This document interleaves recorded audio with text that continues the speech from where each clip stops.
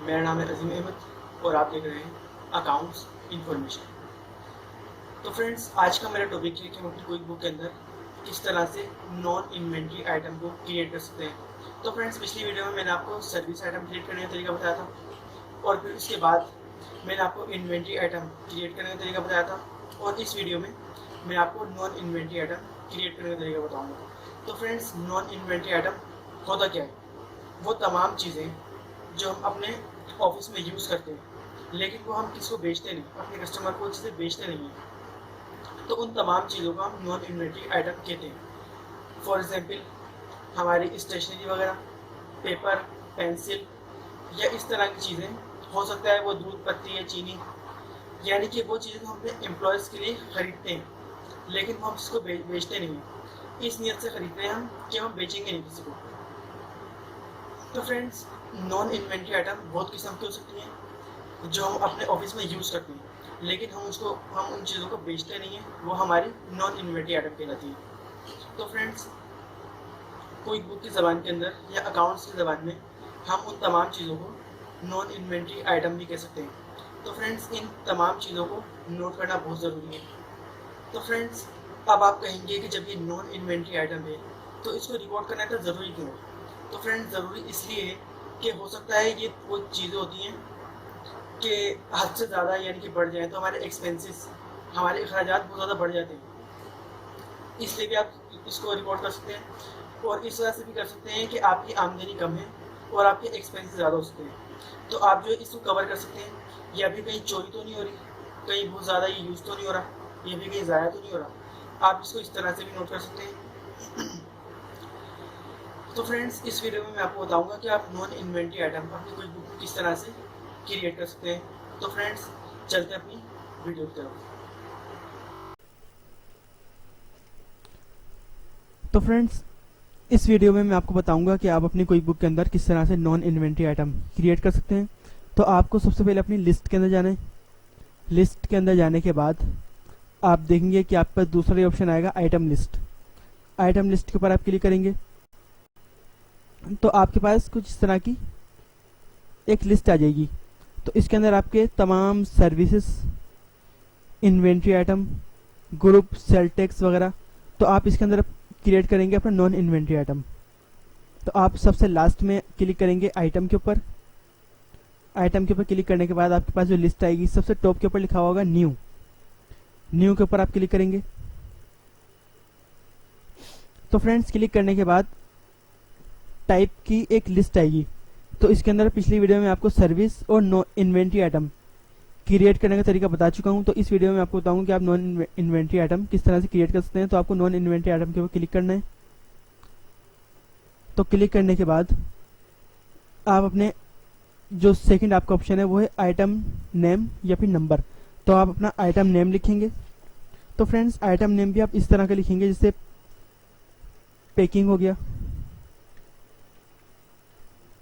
Packing भी friends कई किस्म की होती है, डब्बे की भी पैकिंग होती है और अलग शॉपर भी होते हैं कुछ। तो आप अपना दूसरा जो नंबर है नेम, वो है मैन्युफैक्चर पार्ट नेम। तो अगर आपके पास मैन्युफैक्चर पार्ट नेम है तो आप वो लाजमी लिखें। वो पार्ट है आपका PACK, पैक 1। तो फ्रेंड्स, आप इसे अगला ऑप्शन जो है वो आपका है this item is use in assemblies और is purchased for a specific customer job. तो आप इसको असेंबलीज करेंगे। असेंबलीज करने के बाद आप इसको कॉस्ट डालेंगे 1। तो फ्रेंड्स, ये आप बेचेंगे तो नहीं, लेकिन फिर भी इसको कर दें आप 1। तो फ्रेंड्स, एक्सपेंसेस जो आपका अकाउंट्स होता है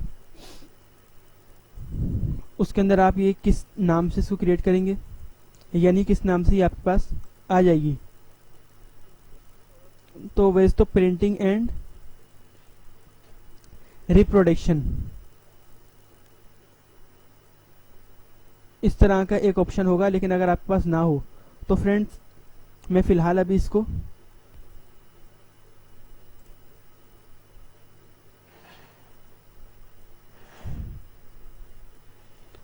तो फ्रेंड्स, इसके बाद जो आपका ऑप्शन आएगा वो है इनकम अकाउंट।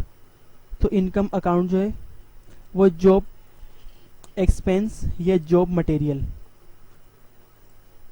इस तरह के अकाउंट्स में आप इसको क्रिएट करेंगे।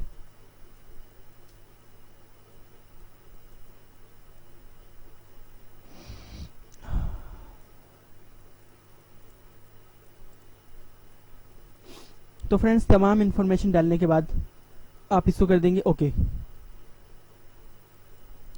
तो ये आपके पास जो है पैकिंग का एक ऑप्शन आपकी नेम लिस्ट के अंदर आ गया है, लास्ट में आपको दिखेगा ये। और इसके आप प्राइस भी देख लें, 1 रुपये। तो इसकी टाइप आ गई नॉन इन्वेंट्री, अकाउंट्स का नंबर आ गया, टोटल अभी मेरे पास 0 है, प्राइस 1। तो फ्रेंड्स इसको रजिस्टर करने के बाद आप अपने होम के ऊपर जाएं और आप देखेंगे ये क्रिएट रजिस्टर हुआ भी है या नहीं। तो आप अपनी क्रिएट इनवॉइस के अंदर जाएंगे। तो फ्रेंड्स इसको इनवॉइस तो करना नहीं होता वैसे, क्योंकि आपका नॉन इन्वेंट्री आइटम कहलाता है।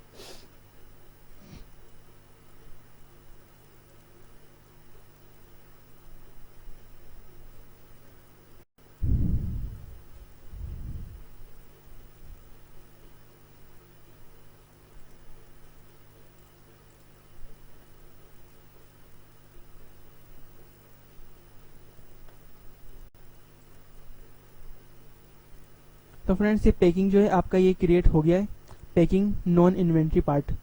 तो आप इस पर क्लिक करेंगे। क्लिक करने के बाद आप देखेंगे कि इसके रेट जो है 1 रुपया ये रेट है, इसका अमाउंट जो है वो 1 रुपये।